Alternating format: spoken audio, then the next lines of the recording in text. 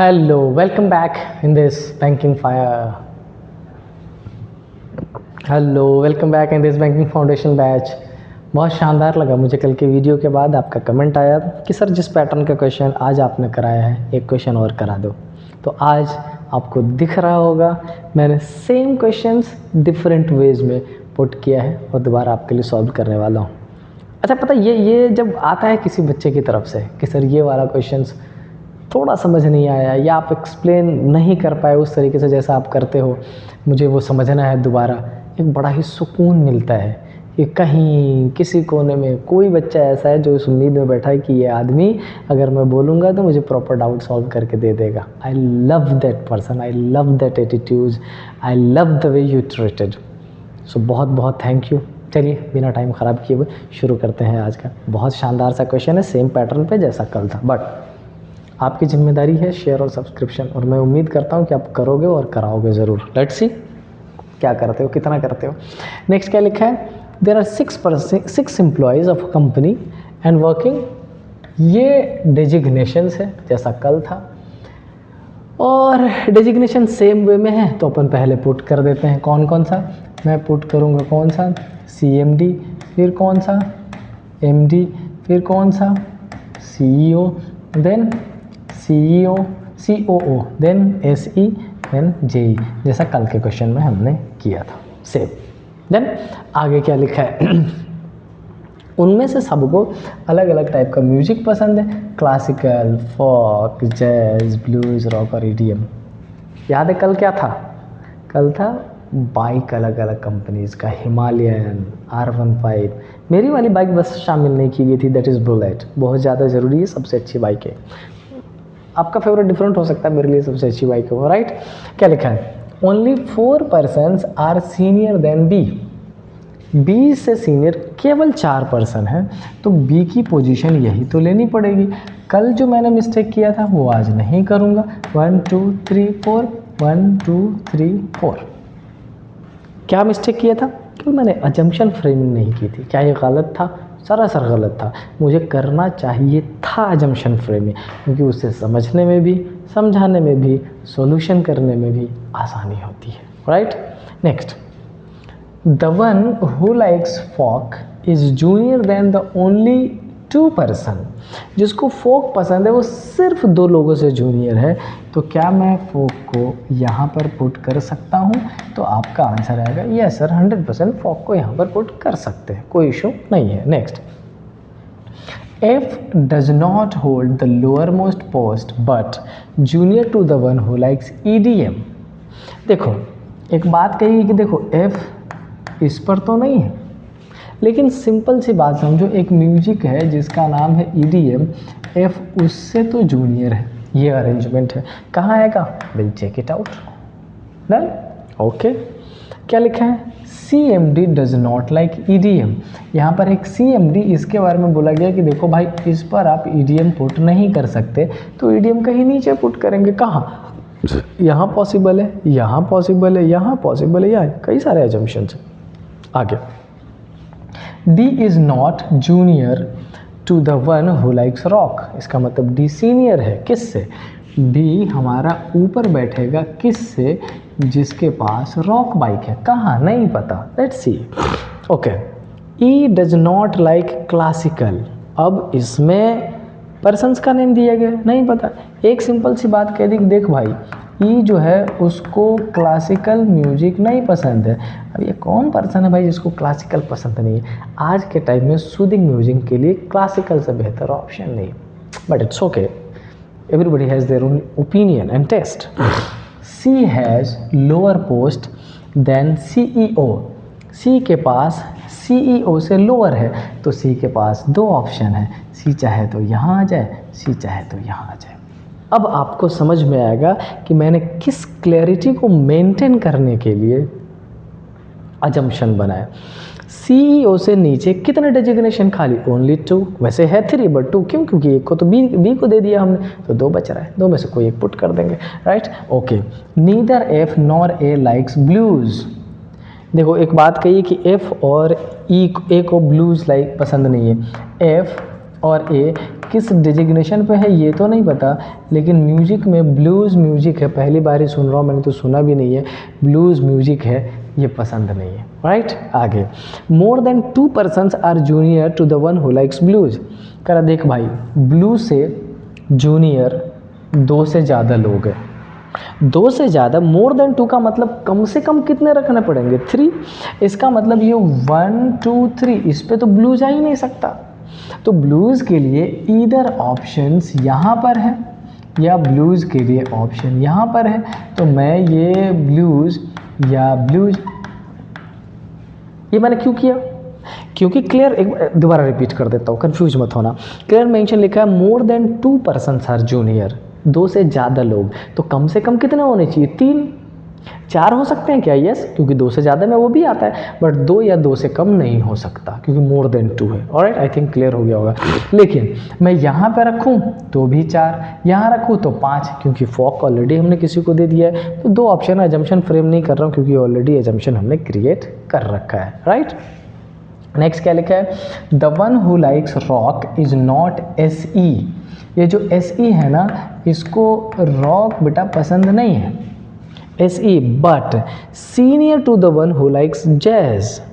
अच्छा, रॉक वाला जो पर्सन है, ये जो रॉक वाला जो पर्सन है, ये किससे सीनियर है, जैज़ से सीनियर है। अब समझो, डी रॉक से सीनियर, रॉक जैज़ से सीनियर। इसमें अगर मैं देखूं तो मैं एक चीज़ बड़ा श्योर हो लिया कि डी इसी तीनों में से किसी में आएगा, नीचे तो डी के लिए ऑप्शन खाली नहीं है। इसमें अगर मैं देखूं तो डी यहाँ यहाँ यहाँ कहीं भी पॉसिबल है अभी तक। ऑलराइट, ठीक है, आगे क्या लिखा है, A is senior to the one who likes folk. A किससे सीनियर है, फॉक वाले से। अच्छा, अब आते हैं, ए अगर फॉक से सीनियर है, इसका मतलब ए इधर भी पॉसिबल है, ए इधर भी पॉसिबल है, ए इधर भी पॉसिबल है, ए यहाँ भी। 2 ऑप्शन से दोनों पुट कर दिए, जहाँ एलिमिनेशन होगा कर देंगे एलिमिनेशन, इतना टेंशन नहीं ले रहे। बट एक चीज़ ध्यान देना, यहाँ पर एक बात मेंशन की गई है कि भाई ए को ब्लूज़ पसंद नहीं है, तो एक चीज़ ये भी हो गया कि अगर ए यहाँ रखूँगा तो ब्लूज़ यहाँ, ए यहाँ रखूँगा तो ब्लूज़ यहाँ, बट कहाँ अभी तक पता नहीं है। बट मेक श्योर इसको भूलेंगे नहीं, इसको भूलेंगे गड़बड़ हो जाएगा। ऑलराइट, नेक्स्ट क्या लिखा है, C is junior to A but senior to the one who likes jazz. देखो बहुत शानदार बात कही है, क्या बोला है, देखो सी ए से तो जूनियर है बट किससे सीनियर है, जो जैज़ पसंद है। अब एक बात बताइए, बहुत ध्यान से देखना, ये इन्फॉर्मेशन बहुत सारी चीज़ें क्लियर करेगा। C is junior to A, C A के नीचे है, but senior to the one who likes jazz, but jazz के सीनियर है। अब हमने जो सी को पोजीशन दे रखी है, क्या इसके नीचे जैज़ पॉसिबल है, नहीं, तो क्या ये अजम्पशन गलत है, हाँ। क्या इसको हटा के कुछ यूज़ कर ले, लेट्स सी कैसे किया जाता है, अजम्पशन कॉपी में कैसे करोगे आप। मैंने यहाँ से सी को हटा दिया, सी को यहीं पुट कर दिया, डन। अब देखो क्या करिश्मा दिखाता हूँ, सेम सेम सेम, तो क्यों नहीं इसको डिफरेंट कर ले। अगर मैंने यहाँ से ब्लूज़ हटा दिया तो क्या ये ए 100% श्योर हो गया, और अगर ये ए 100% तो यहाँ से कौन हट गया, ये ब्लूज़ हो गया 100%। डन। क्या इसमें कर सकते हैं, डिफरेंट कर देते हैं, इसमें मैं इसको रहने देता हूँ ये, और इसको हटा देता हूँ ये, और ये क्लियर हो गया। देखना कितना सही दिमाग लगा है। ए जहाँ पर भी है वो सी के ऊपर है और सी के नीचे जैज़ है। अच्छा एक बात बताओ, अब जितनी कॉन्फ़िगरेशन है उसमें हमें इतना तो 100% श्योर पता चला कि जैज़ या तो इस पोजीशन पर या इस पर, या तो इस पर या इस पर, कहाँ पर, will check it out. Next क्या लिखा है, neither B nor C likes jazz. अब तो क्लियर ही हो गया कि ये वाला कॉन्फ़िगरेशन जैज़ को देना है, ये कॉन्फ़िगरेशन जैज़ को देना है, ये जो हमारा था लाइन इसकी अब ज़रूरत नहीं है, तो इसको हटा देते हैं। इसीलिए मैं बोलता हूँ पजल से बेहतर रीजनिंग का कुछ हो ही नहीं सकता। One of the most beautiful part of logical part जो बैंकिंग में पढ़ना होता है। बस ध्यान क्या रखना है, थोड़ा सा पेशेंस रखिए, डेटा निकालिए। आपने बोला कल की तरह क्वेश्चन वैसा ही है, बहुत ईजी नहीं है। क्यों? क्योंकि प्री में इतने 3 वेरिएबल्स के नहीं पूछे जाएंगे, बट अगर पूछ भी लिया तो इतना मुश्किल भी नहीं कि अपन एकदम पागल होकर लेट जाए, नहीं, ईजी है, अपन कर सकते हैं। आगे देखते हैं क्या लिखा है। अच्छा इतनी इन्फॉर्मेशन है, अब हमें इसमें से जो बचे हुए डेटा है उसको एलिमिनेट करना है, उसको पुट करना है। तो चलो हमने ए पुट कर दिया, हमने सी बी पुट कर दिया, ब्लूज, फॉक और जैज। अब हमें ध्यान रखना है एक तो ईडीएम और एफ का, कि ईडीएम के नीचे एफ है, और डी रॉक और जैज का, तो जैज की पोजीशन मिल गई। अच्छा, डी से नीचे रॉक को रखना है। एक बात बताओ, डी की इंफॉर्मेशन अगर इस दोनों में देखें तो कहाँ कहाँ पॉसिबल है? एक, इस कन्फिग्रेशन में देखो तो डी की पोजीशन ये पॉसिबल है क्या? पॉसिबल है। अच्छा, डी को यहाँ रखा है तो नीचे रॉक पॉसिबल है क्या? है। अगर डी यहाँ रख लिया तो रॉक ये पॉसिबल है ना। ईडीएम और एफ, पहले एफ की पोजीशन ढूंढते हैं। इस वाले कन्फिग्रेशन में जितना है उसमें ईडीएम और एफ पॉसिबल है। मुझे एक इन्फॉर्मेशन और ध्यान से देखना पड़ेगा कि एफ और ए दोनों को ब्लूज पॉसिबल नहीं है, इसका मतलब इस कन्फिग्रेशन पर एफ पॉसिबल नहीं है, और इसमें इस कन्फिग्रेशन पर एफ पॉसिबल नहीं है।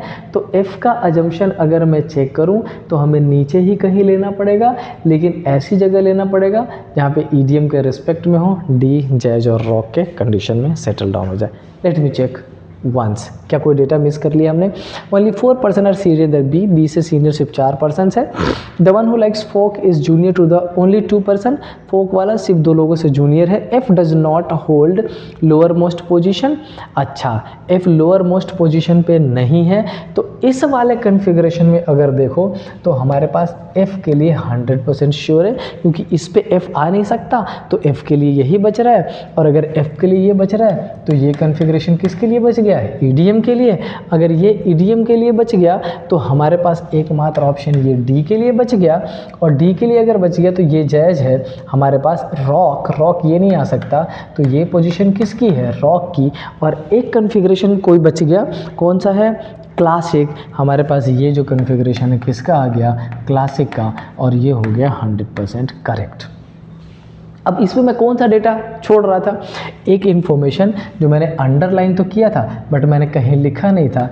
F does not hold the lower most position, इस सबसे नीचे नहीं था, और इसने मुझे हेल्प कर दिया इसको अरेंज करने में। तो हमारे पास A B C D E F यही था ना, जैसे मैंने ये सब अरेंज कर दिया। ये वाली पोजीशन किसकी मिल जानी है?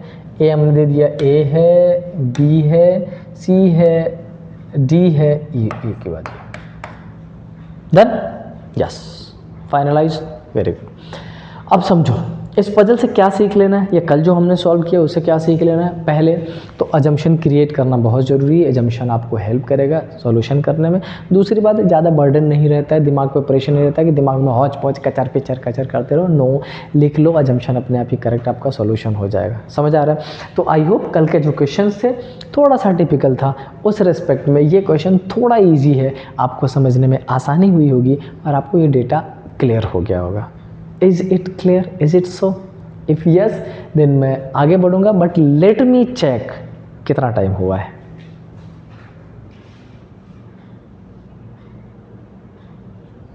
ओके, एक क्वेश्चन अपन और सॉल्व कर सकते हैं।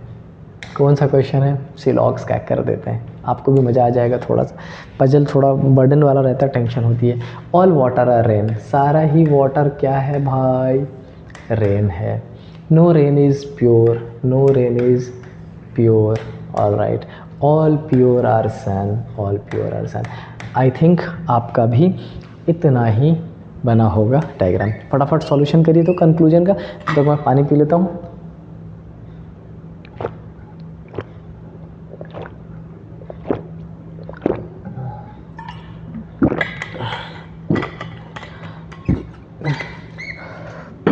यस, हो गया क्या सॉल्यूशन? आई थिंक आपने कर लिया होगा। क्या लिखा है?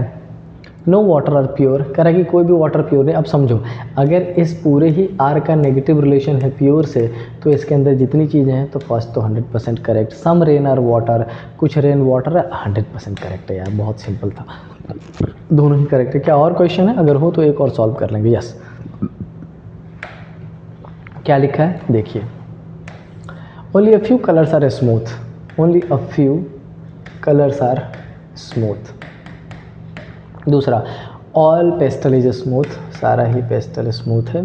all smooth is yellow, सारा ही स्मूथ क्या है? येलो है। डायग्राम सेम है क्या? Yes. All pastel can be colours, कह रहा है कि सारा पेस्टल कलर हो सकता है। अच्छा एक बात बताओ, बच्चों को कन्फ्यूजन होता है कई बार, नेगेटिव कंडीशन ये नेगेटिव सी की तरफ से है, इसके लिए पी के लिए, जिसके लिए भी है, क्या इसकी तरफ से कुछ भी है? आंसर है नहीं। तो अगर मैं कैन बी को एलिमिनेट करके फिर ऑल द पेस्टल कलर्स करूं तो हम करेंगे सी एंड डी, और आपको पता है प्लस पॉसिबिलिटी करेक्ट। बट मैं कन्फ्यूजन क्लियर करने के लिए एक चीज़ और बोल रहा हूँ। सपोज कर लो अगर ऐसा लिखा होता all the colours can be क्या पेस्टल, तब करेक्ट होता? नहीं। क्यों? क्योंकि सारा कलर पेस्टल के अंदर लेके जाता, तो जो नेगेटिव है वो भी पेस्टल के अंदर चला जाता। क्या पेस्टल के अंदर ले जाना पॉसिबल है? नहीं। क्यों? क्योंकि पेस्टल इसके अंदर है, स्मूथ के अंदर है, इसलिए। तो समझना, सी की तरफ से सारा जाना पॉसिबल नहीं, बट पी की तरफ से सारा आना पॉसिबल है। Yes, alright. दूसरा क्या लिखा? सम येलो इज नॉट कलर, कह रहे कुछ येलो नहीं, हमें नहीं पता भाई, can not be determined. Only first answer is conclusion one. अच्छा, मैं यहाँ पर एक चीज़ आपको समझाना चाहता हूँ कि आप मेरे जितने भी सेट्स देखोगे, सेट 1 2 3 4 वॉट एवर जो आने वाला है, जो आ चुका है, एक अगर मैं मुश्किल क्वेश्चन रखता हूँ तो बाकी दो तो ईजी रख देता हूँ। आपको इससे भी कुछ सीखना है बेटा। जब मैं अपने प्रिपरेशन जोन में था, स्ट्रगल कर रहा था जॉब के लिए, ये चीज़ें समझाने वाले लोग कम होते थे, लेकिन ये इम्पॉर्टेंट है। आपको ना कॉम्बिनेशन बना के पेपर की प्रिपरेशन करनी है। कई बार ऐसा करना कि सिर्फ पजल पहले सॉल्व कर लो और वो पेपर मिसलेनियस बाद में। कई बार ऐसा करना एक पजल एक मिसलेनियस, इससे टाइम मैनेज होता है, फ्रस्ट्रेशन नहीं होता है। आई होप आप समझ रहे होगे मैं क्या करना चाह रहा हूँ। अगर चीज़ें ठीक लग रही हो, समझ आ रही हो, थोड़ा सा चैनल को शेयर करिए, सब्सक्राइब करिए। मिलते हैं नेक्स्ट क्लास में। Till then stay happy. जय हिंद।